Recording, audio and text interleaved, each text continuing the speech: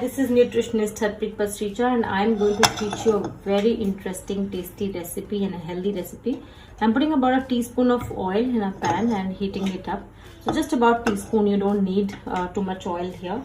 We are doing now today the recipe is called eggs with pesto.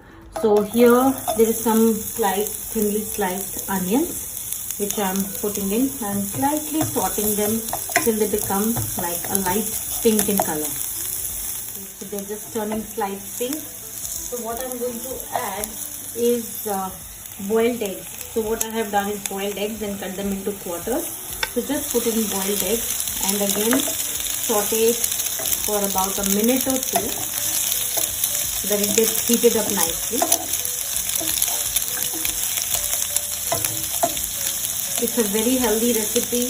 You could do it for a dinner, you could have it post-workout, you can give to your children for breakfast or in their mid-meals or in the tiffin time.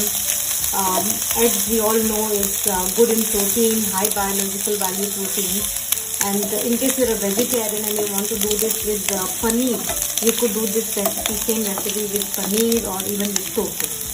So what I'm doing here is adding about a spoonful of pesto. Okay, so this pesto is a homemade pesto, is a healthy pesto which I have shown in my other video. So I'll put the link again in the description box. You can refer it. So this is made with like a fresh basil and a little olive oil and some walnuts. The olive oil is just about I would say 3 to 4 teaspoons in this, and some coriander leaves. So check out this recipe. It's a very handy recipe of this pesto. It's healthy recipe.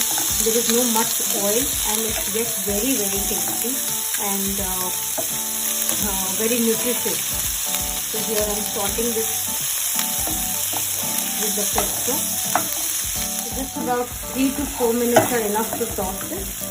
And if you want to put in some black pepper and salt, though the pesto sauce already has, you can put as per your taste.